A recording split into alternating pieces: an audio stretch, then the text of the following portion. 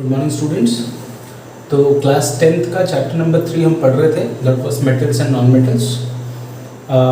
Part first में हमने इसका बेसिक इंट्रोडक्शन देख लिया था और मेटल्स और नॉन मेटल्स की फिजिकल प्रॉपर्टीज़ हमने पढ़ ली थी। ठीक है, अभी हम पढ़ेंगे इसी चैप्टर का second point, that is chemical properties of metals and non metals. तो आज के लेक्चर में हम पढ़ेंगे केमिकल प्रॉपर्टीज़ ऑफ मेटल्स और उसमें रिएक्शंस देखेंगे कि कौन कौन सी रिएक्शंस होती है। ठीक है, तो अभी हम पढ़ रहे हैं क्या, चैप्टर नंबर 3। ठीक है, चैप्टर 3 हो गया हमारा क्या, मेटल्स एंड नॉन मेटल्स।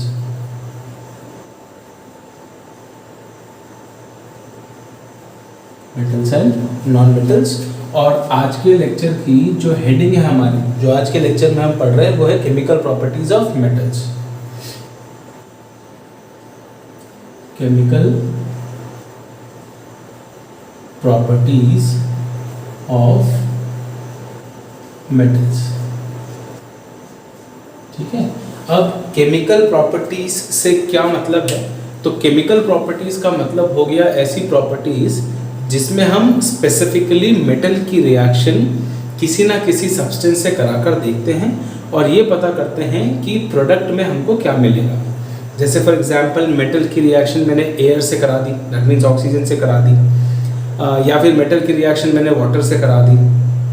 ठीक है, या फिर मेटल की रिएक्शन मैंने एसिड से करा दी, या फिर मैंने मेटल की रिएक्शन किसी दूसरे मेटल के कंपाउंड से करा दी। ठीक है, मेटल की रिएक्शन किसी नॉन मेटल से करा दी।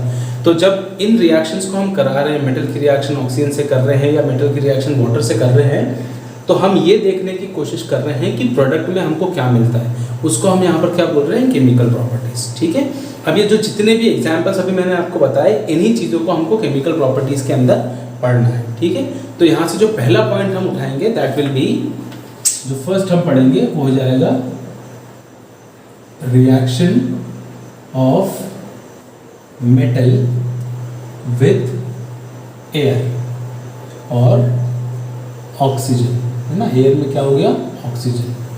तो जब हम मेटल की रिएक्शन की बात कर रहे हैं किससे, एयर से या ऑक्सीजन से, तो कोई भी मेटल अगर ये कैपेबिलिटी रखता है कि वो ऑक्सीजन से रिएक्ट कर सकता है, अगर किसी भी मेटल की रिएक्शन ऑक्सीजन से हो सकती है, तो वो मेटल ऑक्सीजन से रिएक्ट कर कर हमको क्या बना कर देगा, सिंपल ऑक्साइड्स। तो हमको क्या दे देगा, मेटल के ऑक्साइड्स। तो हम क्या बोल रहे हैं कि अगर कोई भी मेटल हमारे पास है और उसकी रिएक्शन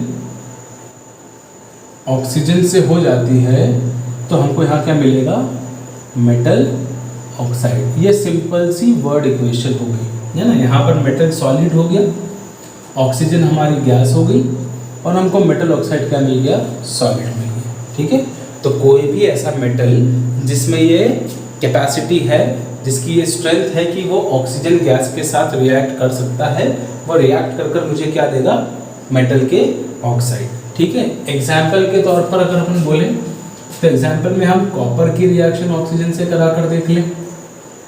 ठीक है, या एल्यूमिनियम की रिएक्शन ऑक्सीजन से करा कर देख लें। ठीक है, तो जब कॉपर की रिएक्शन हुई तो हमको कॉपर ऑक्साइड मिल गया। इसको बैलेंस कर दें, 2Cu + O2 गिव्स CuO, तो ये 2Cu हो गया, ये सॉलिड होगा, ये गैस होगा, ऑक्सीजन गैस, और ये कॉपर ऑक्साइड सॉलिड। यहाँ पर एल्यूमिनियम सॉलिड हो गया, ऑक्सीजन गैस हो गया, प्रोडक्ट में मिला Al2O3 ऑक्साइड। इसको बैलेंस कर ले, यहाँ 2 कर दें, यहाँ 3 कर दें, यहाँ 4 कर दें, है ना। 4 एल्यूमिनियम + 3 O2 गिव्स 2 Al2O3। तो ऐसा कोई भी मेटल जिसमें ये कैपेसिटी है कि वो रिएक्ट कर सकता है ऑक्सीजन से, तो ऑक्सीजन से रिएक्ट कर कर वो मुझे क्या बना कर देगा, ऑक्साइड्स, है ना। ये जो बने ये हो गए क्या, मेटल के ऑक्साइड्स। ठीक है, क्लियर है चीज़। तो कोई भी मेटल अगर ऑक्सीजन से या एयर से रिएक्ट करता है तो मेटल ऑक्साइड बनाता है। उसके हमने यहाँ पर 2 एग्जाम्पल्स देख लिए, क्लियर है। एक में हमने कॉपर का रिएक्शन ऑक्सीजन से देख लिया तो कॉपर ऑक्साइड बन गया, एक में हमने एल्यूमिनियम का रिएक्शन ऑक्सीजन से देख लिया तो एल्यूमिनियम ऑक्साइड बना। ठीक है, अब ये तो जनरल टर्म्स में हमने बात कर ली कि अगर एक मेटल ऑक्सीजन से रिएक्ट करेगा तो क्या बनाएगा। ठीक है, अब कंडीशन ये आती है कि क्या सारे मेटल ऑक्सीजन से रिएक्ट कर ऑक्साइड बनाते हैं। वो ऑक्साइड जो बन रहा है वो कौन से नेचर का है, एसिडिक है, बेसिक है, एसिडिक बेसिक दोनों है, या सिर्फ एसिडिक है या सिर्फ बेसिक है, ठीक है। वो ऑक्साइड जो बन रहा है वो पानी में सॉल्युबल है कि नहीं, सॉल्युबल है तो क्या बनाएगा, ठीक है। अगर उन ऑक्साइड्स को हम जलाते हैं, बर्न करते हैं, तो क्या वो बर्न हो सकते हैं।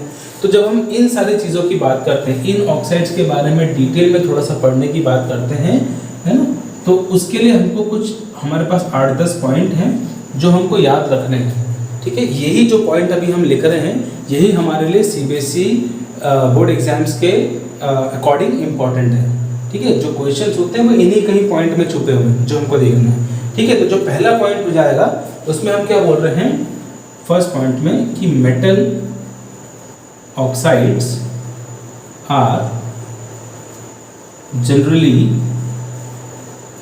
Basic in nature. जितने भी मेटल ऑक्सीजन से रिएक्ट कर कर मेटल ऑक्साइड्स बनाते हैं वो मेटल ऑक्साइड्स नेचर में कैसे होंगे, बेसिक होंगे, ठीक है। They are basic in nature, clear है। दैट मीन्स कि इन मेटल ऑक्साइड्स को अगर पानी में डिसॉल्व किया जाए तो मुझे बेसिस मिल सकते हैं, है ना, मतलब दे शो बेसिक नेचर, क्लियर है ना। अब दूसरी चीज, कुछ मेटल ऑक्साइड ऐसे होते हैं जो बेसिक होने के साथ साथ एसिडिक नेचर भी शो करते हैं, है ना। Some metal oxides show both acidic and basic nature, ठीक है। Both acidic and basic nature का मतलब क्या है कि they react with both acids and bases to form salt. To form what? To form salt. ये क्लियर है चीज, है ना। और सॉल्ट के साथ फॉर्म सॉल्ट एंड वाटर, ऐसा कर लेते हैं, to form salt and water. तो ऐसे मेटल ऑक्साइड्स जो एसिडिक और बेसिक दोनों नेचर शो करते हैं और एसिड और बेस दोनों से रिएक्ट कर कर सॉल्ट और वाटर दे सकते हैं, उनको हम क्या बोल देते हैं, such oxides are known as amphoteric oxides. ऐसे ऑक्साइड्स को हमने यहाँ एक नाम दे दिया, क्या, एम्फोटेरिक ऑक्साइड्स। तो अभी मैंने 2 पॉइंट यहाँ लिखे, एक कि जितने भी मेटल ऑक्सीजन से रिएक्ट करके मेटल ऑक्साइड बनाते हैं जनरली उनमें कौन सा नेचर होता है, बेसिक नेचर। कुछ मेटल ऑक्साइड ऐसे भी होते हैं जो बेसिक नेचर के साथ एसिडिक नेचर भी शो करते हैं, और ऐसे मेटल ऑक्साइड्स एसिड्स और बेसिस दोनों से रिएक्ट कर सॉल्ट और वाटर बनाते हैं, और ऐसे ऑक्साइड को हम नाम देते हैं एम्फोटेरिक ऑक्साइड्स। अब इसका हम एग्जाम्पल आगे देखते हैं, क्लियर है चीज, है ना। तो ये दोनों पॉइंट आप नोट करें, फिर इसके बाद इसको हम हटाते हैं और आगे के पॉइंट्स करते हैं, ठीक है। अब हमने 2 की बात कर ली। फर्स्ट में हमने बोला कि जो मेटल ऑक्साइड्स बन रहे हैं after reaction of metal and oxygen, they are generally basic in nature, और कुछ मेटल ऑक्साइड ऐसे हैं जो बेसिक के साथ साथ एसिडिक नेचर भी देते हैं। दैट मीन्स कि they can react with acid as well as bases to form salt and water, and such type of metal oxides are known as amphoteric oxides. Example से समझते हैं, है ना। हम एग्जाम्पल में लेते हैं, मान लो Al2O3, ठीक है, ये मेटल ऑक्साइड हो गया। इस मेटल ऑक्साइड की रिएक्शन हमने HCl से कर दी फॉर एसिड एंड NaOH से कर दी फॉर बेसिस। तो हम ये बोल रहे हैं कि हमारा वो ऑक्साइड जो एसिड और बेस दोनों से रिएक्ट करके मुझे सॉल्ट और वाटर दे दे, उस ऑक्साइड को हम बोलते हैं एम्फोटेरिक ऑक्साइड। और क्योंकि Al2O3 के अंदर ये पॉसिबिलिटी है कि it can react with both acid and bases to give salt and water, इसीलिए ये हमारे लिए क्या हो गया, एम्फोटेरिक ऑक्साइड्स, क्लियर है। जब HCl से रिएक्ट करेगा तो दे देगा 2AlCl3, है ना, और बन जाएगा क्या, 3H2O, सॉल्ट एंड वाटर। जब NaH से रिएक्ट करेगा तो बना लेगा 2AlNaO2, है ना। इसको उल्टा भी लिख सकते हो आप, 2NaAlO2, that is sodium Meta aluminate, और साथ में बाहर हो गया क्या हमारे पास, H2O। इसको बैलेंस कर लें अपन, है ना, यहाँ हाइड्रोजन एक ही है, इसको 2 कर देते हैं, बैलेंस हो गया, है ना, 2 4 और 3 5, 2 4 और 1, ठीक है। तो ये बन गया एल्यूमिनियम क्लोराइड और ये बन गया सोडियम मेटा एल्यूमिनेट। ये भी हमारे पास एक सॉल्ट है, एल्यूमिनियम क्लोराइड सॉल्ट, और ये भी हमारे पास सॉल्ट है सोडियम मेटा एल्यूमिनेट। क्लियर है चीज़। तो वो ऑक्साइड्स जो एसिड और बेस दोनों से रिएक्ट कर कर सॉल्ट बनाए और पानी बाहर करे, उसको हमने बोला एम्फोटेरिक ऑक्साइड। एम्फोटेरिक ऑक्साइड का एक एग्जाम्पल और है हमारे पास जो हमको याद रखना है, that is ZnO, zinc oxide. ठीक है, तो ये 2 पॉइंट की हमने बात की। थर्ड पॉइंट में हम ये बोल रहे हैं कि जनरली जितने भी मेटल ऑक्साइड्स बनते हैं they are insoluble in water. हम क्या बोल रहे हैं कि most of the metal oxides are insoluble in water, but some oxides dissolve in water to form alkalis। ठीक है, जितने भी मेटल ऑक्साइड बनते हैं उसमें से ज़्यादातर क्या है, पानी में इनसॉल्युबल, लेकिन कुछ ऐसे हैं जो पानी में आसानी से डिसॉल्व हो जाते हैं और डिसॉल्व होने के बाद जो बनता है दैट इज कॉल्ड एल्कली। जैसे अभी हमने कॉपर की एक रिएक्शन की थी, जब हमने Cu2Cu+O2 किया था तो मुझे मिला था 2CuO। ठीक है, ये कॉपर ऑक्साइड बना। अगर इस कॉपर ऑक्साइड को उठाकर मैं पानी में डिसॉल्व करने की कोशिश करूंगा तो यहाँ रिएक्शन नहीं होगी, है ना। यहाँ क्या हो रहा है, नो रिएक्शन। दैट मीन्स कि ये जो ऑक्साइड बना है मेटल का, इसकी टेंडेंसी है कि ये पानी में क्या है, इनसॉल्युबल। इसी की जगह अगर मैं सोडियम ले रहा हूँ, सपोज Na+O2 कर रहा हूँ तो मुझे मिल रहा है Na2O, है ना। ये मेरे को कंपाउंड मिला सोडियम ऑक्साइड। इसको अपन बैलेंस कर लें, 4Na+O2 gives 2Na2O। क्लियर है। अब ये जो सोडियम ऑक्साइड बना, Na2O बना है, इसको अगर मैं पानी में डालता हूँ तो मुझे मिल जाता है 2NaOH। दैट मीन्स कि इस सोडियम ऑक्साइड की कैपेसिटी है कि it can dissolve in water, ये पानी में डिसॉल्व हो सकता है।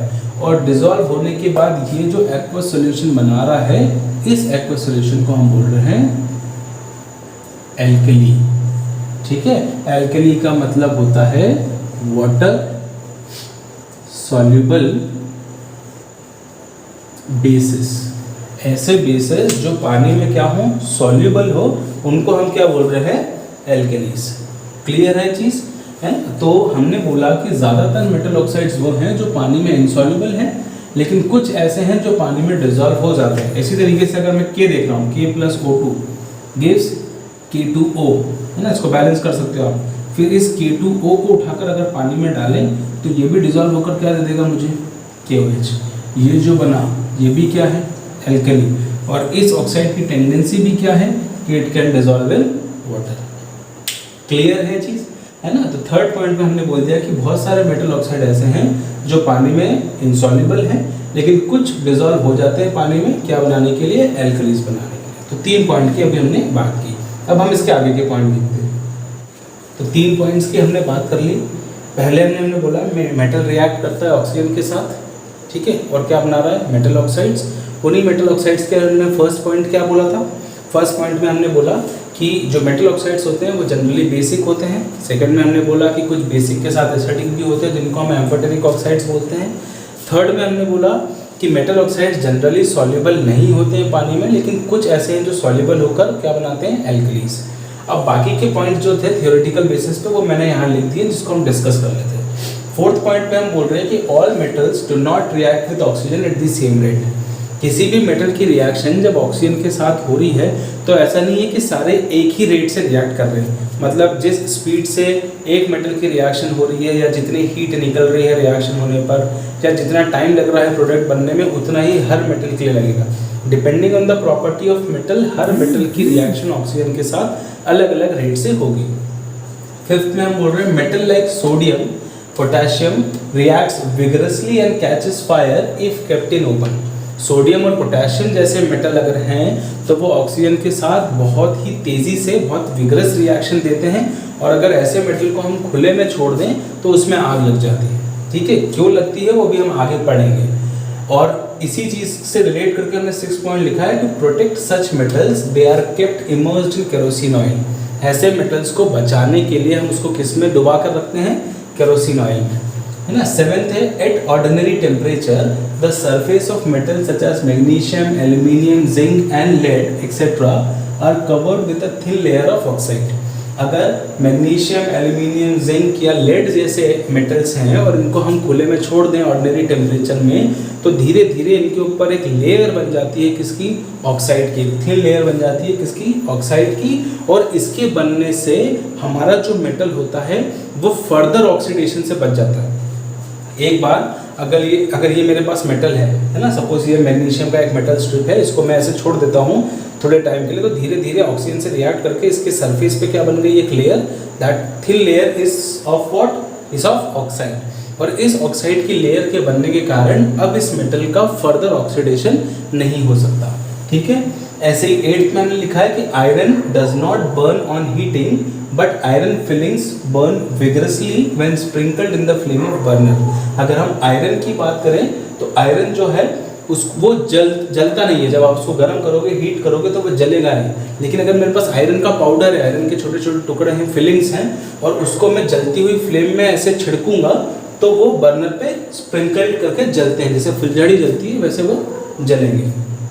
9th पॉइंट में हम बोल रहे हैं कि copper does not burn but gets coated with black coloured layer of oxide. अगर मैं कॉपर को हीट करता हूँ, है ना, तो वो जलेगा नहीं, लेकिन उसके ऊपर क्या हो जाएगा, एक ब्लैक कलर की लेयर बन जाएगी, that is of oxide. Gold और silver, AU stands for gold and AG for silver. तो गोल्ड और सिल्वर की अगर हम बात करें तो ये ऑक्सीजन से रिएक्ट नहीं करते हैं इवन एट हाई टेम्परेचर। अगर टेम्परेचर बहुत ज़्यादा भी बढ़ जाए तो भी गोल्ड और सिल्वर की रिएक्शन ऑक्सीजन से नहीं होती। ठीक है, तो जब हम reaction of metal with air या ऑक्सीजन की बात कर रहे थे तो उससे रिलेट करके हमने ये 10 पॉइंट पढ़े जो हमको याद रखने हैं।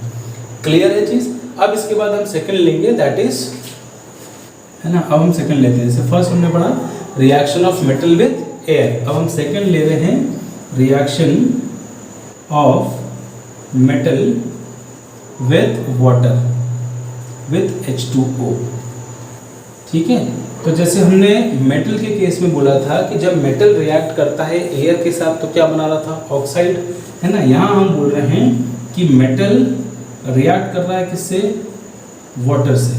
मेटल की रिएक्शन हम किससे कर रहे हैं, वाटर से कर रहे हैं। तो हमको यहाँ क्या मिल रहा है, मेटल ऑक्साइड, और साथ में क्या निकल रहा है, हाइड्रोजन गैस। मेटल ऑक्साइड के साथ हम क्या निकाल रहे हैं बाहर, हाइड्रोजन गैस,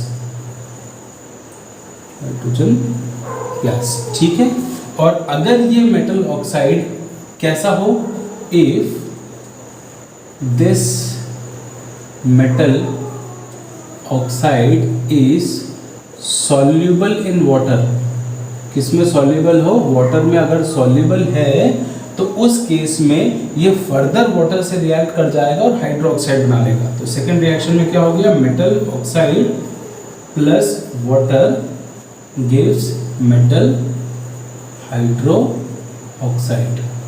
क्लियर है चीज, दोनों रिएक्शन सेम ही है ना, अलग नहीं है। अगर हम मेटल की रिएक्शन वाटर से कर रहे हैं तो वो मेटल ऑक्साइड और हाइड्रोजन गैस तो बनाएगा, लेकिन अगर मेटल ऑक्साइड जो बन रहा है वो पानी में क्या है, सॉल्युबल है, तो वाटर में डिजॉल्व होकर मुझे क्या दे देगा, मेटल हाइड्रोक्साइड। अगर पानी में डिजॉल्व नहीं हो सकता तो रिएक्शन यही रुक जाएगी मेटल ऑक्साइड और हाइड्रोजन गैस में।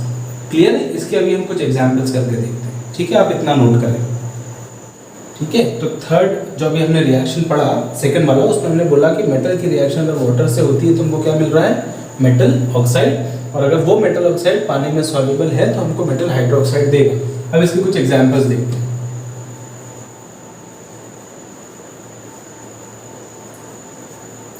है ना, इन मेटल्स की रिएक्शन हम वाटर से करके देखेंगे। अगर मैं पोटेशियम की रिएक्शन वाटर से करके देख रहा हूँ तो मुझे प्रोडक्ट में मिलेगा KOH, पोटेशियम हाइड्रोक्साइड और हाइड्रोजन गैस।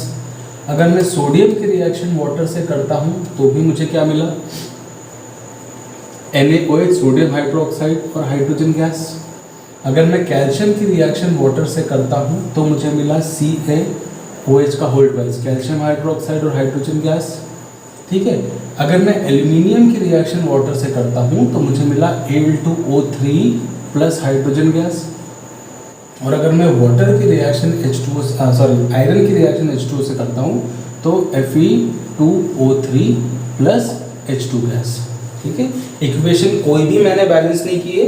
फर्स्ट चैप्टर जब मैंने आपको पढ़ाया तो उसमें हमने बैलेंसिंग सीख ली है कि हम इक्वेशन बैलेंस कैसे करते हैं, तो ये सारी इक्वेशन को आप बैलेंस करके देखेंगे। क्लियर है चीज़, है ना। अब यहाँ देखें तो स्टार्टिंग की जो 3 मेटल्स की रिएक्शन हुई, जहाँ पर हमने सोडियम, पोटेशियम और कैल्शियम की रिएक्शन की, तो हमको प्रोडक्ट में हाइड्रो ऑक्साइड मिले, है ना।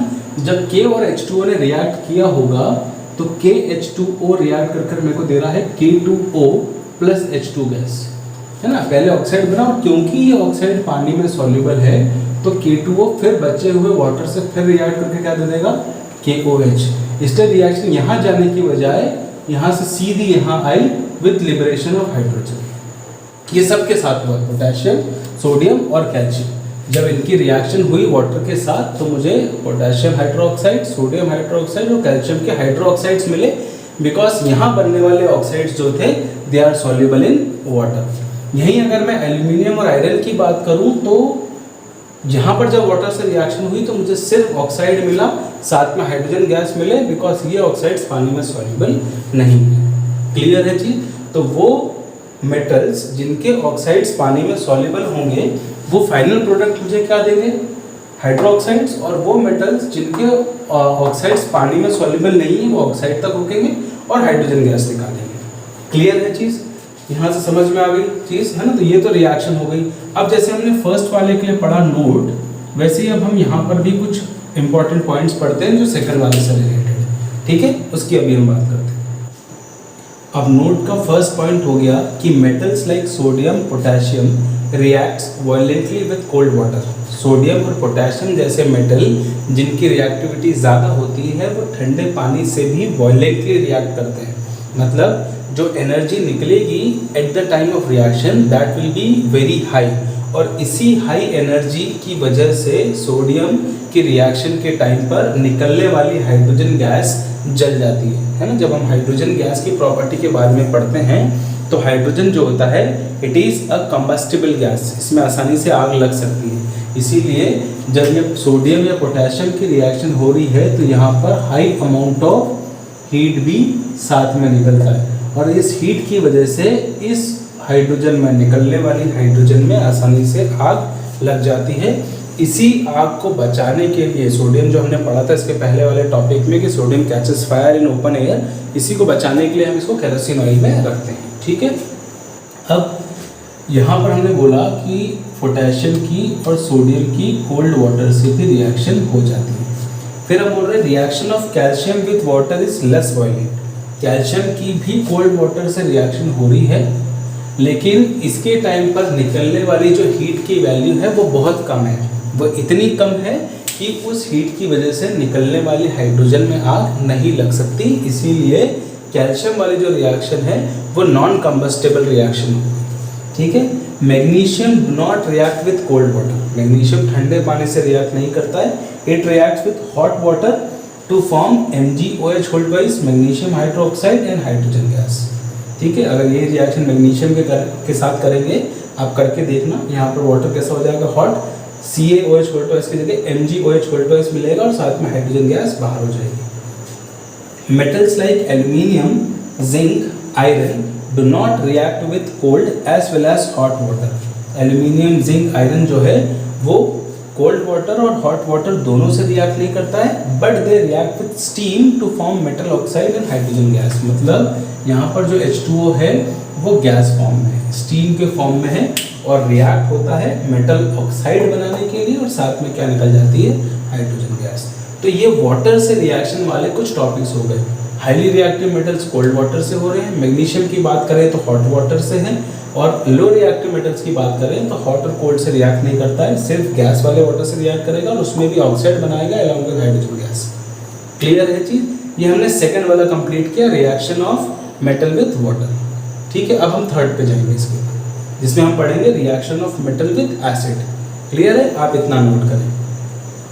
चलिए अब थर्ड टाइप की रिएक्शन की बात करते हैं। तो थर्ड और फोर्थ बहुत सिंपल है, मैंने यहाँ लिख दिया है, हम इसको डिस्कस कर लेते हैं बिल्कुल।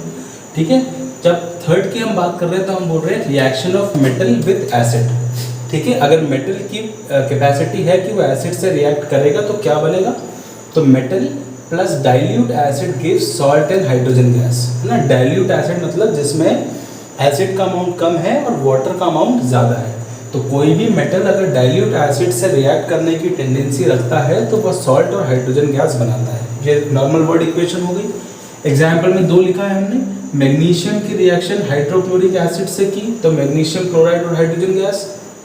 जिंक की रिएक्शन हाइड्रोक्लोरिक एसिड से की तो जिंक क्लोराइड और हाइड्रोजन गैस। इसकी जगह आप सल्फ्यूरिक एसिड भी लगा सकते हो, तो magnesium with sulphuric acid gives magnesium sulphate and hydrogen gas.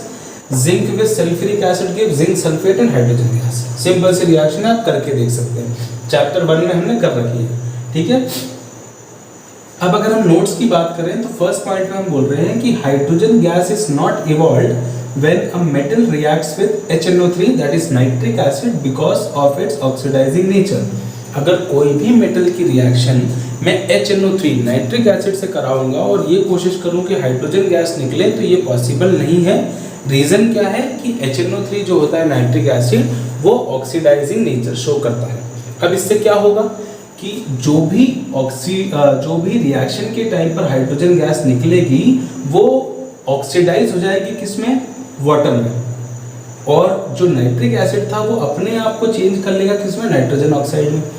It oxidises the H2 produced to water and itself get change to any of the nitrogen oxide. ठीक है, जब मैं किसी मेटल की रिएक्शन नाइट्रिक एसिड से कराने की कोशिश करूंगा तो हाइड्रोजन तो निकलेगी, लेकिन उसको हाइड्रोजन के फॉर्म में निकलने से पहले नाइट्रिक एसिड उस H2 को कन्वर्ट कर देगा H2O में और खुद कन्वर्ट हो जाएगा किसी ना किसी नाइट्रोजन के ऑक्साइड में।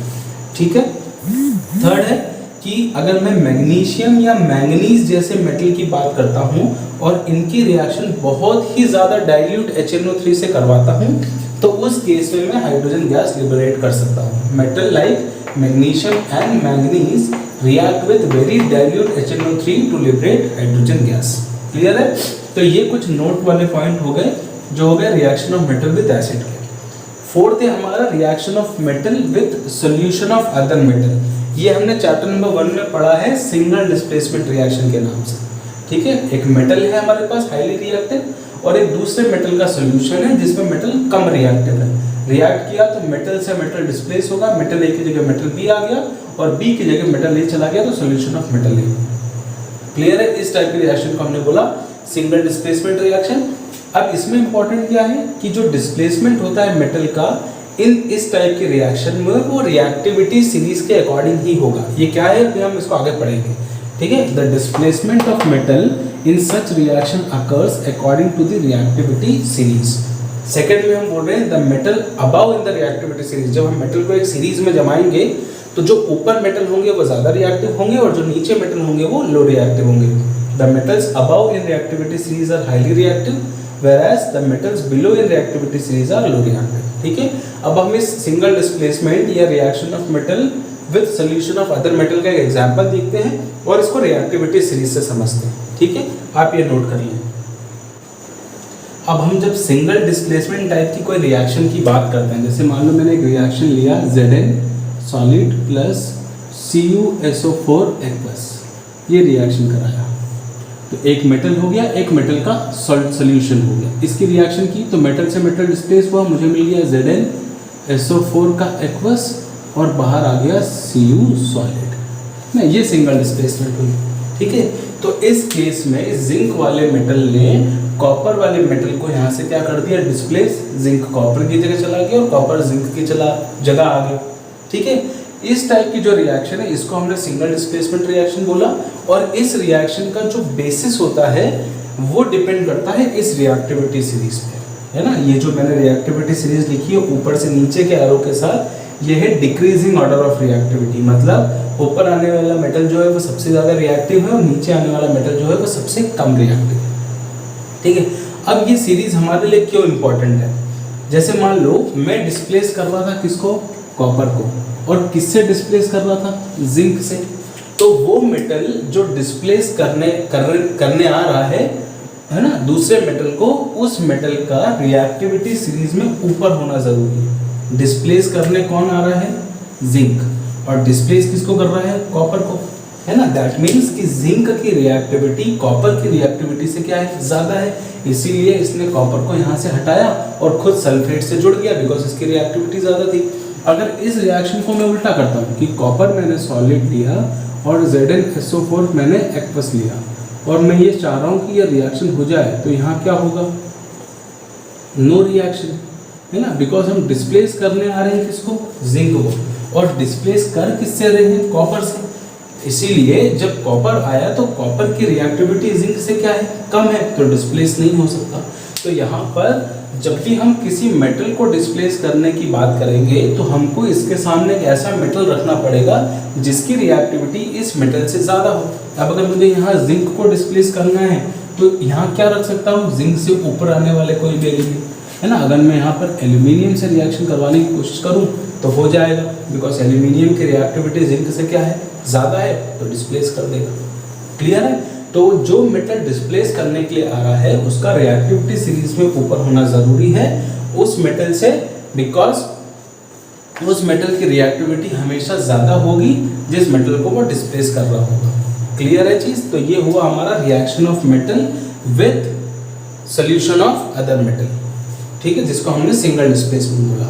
अब हम लास्ट टाइप की रिएक्शन पढ़ेंगे जो हो जाएगी reaction of metal with non metal. Clear है। तो आप रिएक्टिविटी सीरीज बनाकर रखें और ये वाला एक एग्जाम्पल लिख कर रखें। क्लियर है। फिर हम इसका लास्ट टॉपिक पढ़ते हैं। चलिए अब हम लास्ट लेते हैं, दैट इज फिफ्थ, जो हो जाएगा reaction of metal with non metal. ठीक है, अगर मेटल की रिएक्शन नॉन मेटल से हो तो क्या होगा। ठीक, तो अगर मैं किसी मेटल की रिएक्शन किससे करता हूँ, किसी नॉन मेटल से करता हूँ, तो मुझे प्रोडक्ट में जो मिलेगा उसको हम बोलते हैं आयोनिक कंपाउंड्स। ठीक है, क्या बनते हैं, ionic compounds. Metal plus non metal always give ionic compounds. कैसे होता है इसके लिए हम दो एग्जाम्पल पढ़ेंगे, है ना। जैसे एक रिएक्शन में बोल रहा हूँ कि 2 Na लिए मैंने, मेटल हो गए, और Cl2 क्लोरीन से रिएक्शन किया तो मुझे मिला 2NaCl, सोडियम क्लोराइड, है ना। ये मेटल हो गया, ये नॉन मेटल हो गया, ये मेरे को आयनिक कंपाउंड मिल गया। इसी तरीके से एक एग्जाम्पल लेते हैं कि Mg plus Cl2 gives MgCl2। ठीक है, ये मेरा मेटल हो गया, मैग्नीशियम मेटल हो गया, क्लोरीन जो है वो नॉन मेटल हो गया, यहाँ मिल गया क्या, आयोनिक कंपाउंड। क्लियर है। तो कहीं पर भी अगर मेटल की रिएक्शन नॉन मेटल से होती है तो बनने वाला कंपाउंड हमेशा क्या होगा, आयनिक कंपाउंड। आयनिक कंपाउंड वो होते हैं जिनमें 2 आयंस प्रेजेंट होते हैं, है ना। They contain 2 ions. कौन कौन से 2 आयन हो गए, एक पॉजिटिव आयन और नेगेटिव आयन। केमिस्ट्री में पॉजिटिव आयन को क्या बोल दिया, कैटायन, और नेगेटिव को क्या बोल दिया, एनायन। ठीक है। अब ये बनता कैसे है, जैसे अगर हम फर्स्ट की बात करें, हमने लिया सोडियम Na, इसका एटॉमिक नंबर हुआ 11 और इसका इलेक्ट्रॉन हमने डिवाइड किया 2,8,1। ठीक है, तो इस हिसाब से देखें तो इसके पास एक एक्स्ट्रा इलेक्ट्रॉन है, तो ये एक एक्स्ट्रा इलेक्ट्रॉन देकर क्या बना लेगा, Na+, और एक इलेक्ट्रॉन बाहर होगा। जो एक एक्स्ट्रा इलेक्ट्रॉन था वो निकल गया। इलेक्ट्रॉन देने वाले पे चार्ज क्या आया, पॉजिटिव। ये हो गया क्या, सोडियम का कैटायन, पॉजिटिव है इसलिए बोला इसको कैटायन। ठीक है। क्लोरीन की बात करें, क्लोरीन का नंबर है 17, कॉन्फिगरेशन हुआ 2,8,7। स्टेबल होने के लिए एक इलेक्ट्रॉन चाहिए इसको, तो ये क्या करेगा, एक इलेक्ट्रॉन अगर ले लेता है तो लेने वाले पे चार्ज लगता है माइनस, तो इस पर माइनस लग गया, ये बन गया क्या, क्लोराइड का एनायन। ठीक है, सोडियम ने क्योंकि एक इलेक्ट्रॉन एक्स्ट्रा था तो वो दे दिया और क्या बन गया, सोडियम का कैटायन। और क्लोरीन में एक इलेक्ट्रॉन कम था तो उसने एक इलेक्ट्रॉन प्लस कर लिया और क्या बन गया, क्लोराइड का एनायन। अब इस कैटायन और एनायन को अगर हम पास ले आए तो पॉजिटिव और नेगेटिव के बीच में अट्रैक्शन हो जाएगा, जुड़ जाएंगे और क्या बन जाएगा, आयनिक कंपाउंड्स, है ना। तो जब सोडियम को देखा गया तो इसके पास एक ही एक्स्ट्रा इलेक्ट्रॉन था जो ये दे रहा है ना। और किसको दे रहा है, क्लोरीन को, क्योंकि इसके पास केवल कितने इलेक्ट्रॉन है, 7, है ना। आउटर मोस्ट में ये 7 थे, इसके आउटर मोस्ट में 1 थे तो मैंने एक एक्स्ट्रा बना लिया, इसके आउटर मोस्ट में 7 थे तो मैंने 7 बनाए। ये अपना ये एक एक्स्ट्रा इलेक्ट्रॉन किसको दे रहा है, क्लोरीन को। तो ये कन्वर्ट हो रहा है किसमें, Na+ में, है ना। और साथ में Cl जिसके पास खुद के 7 इलेक्ट्रॉन थे और एक किसका आ गया, सोडियम का। और ये दोनों जुड़ गए, positive negative transfer of electron हो गया और यहाँ क्या मिल गया, ionic compound that is NaCl। इस NaCl में Na+ चार्ज के साथ प्रेजेंट है और Cl- चार्ज के साथ। क्लियर है, समझ में आया। इसी को अगर आप मैग्नीशियम के साथ करके देख रहे हो तो मैग्नीशियम का नंबर क्या है, 12। इसका डिस्ट्रीब्यूशन करेंगे 2,8,2, तो 2 एक्स्ट्रा इलेक्ट्रॉन है, ठीक है। क्लोरीन से जुड़ रहा है, नंबर है 17, 2,8,7, एक इलेक्ट्रॉन कम है, ठीक है। तो जब आप मैग्नीशियम लिख रहे हो तो मैग्नीशियम के पास ये 2 एक्स्ट्रा इलेक्ट्रॉन हो गए, ठीक है। और ये जुड़ रहा है 2 क्लोरीन से, Mg कितने से जुड़ रहा है, 2 क्लोरीन से, तो MgCl2 बन रहा है। तो यहाँ पर क्लोरीन के अपने कितने इलेक्ट्रॉन है, 7। यहाँ पर इस क्लोरीन के अपने कितने हो गए, 7। क्लोरीन के मैंने क्रॉस से बनाया है ना, इसने एक इलेक्ट्रॉन इस क्लोरीन को दे दिया, एक इलेक्ट्रॉन इस क्लोरीन को दे दिया, और जब बॉन्डिंग हो गई तो क्या बन गया, मैग्नीशियम ने 2 दिए तो +2, है ना। और क्लोरीन के पास अपने 6 थे, 7 थे, एक मैग्नीशियम से ले लिया, दूसरे क्लोरीन के पास भी 7 इलेक्ट्रॉन थे और एक मैग्नीशियम से ले लिया। तो ये मैग्नीशियम का आयन हो गया और ये इंडिविजुअल क्या हो गए, क्लोरीन के, और कंपाउंड बन गया MgCl2।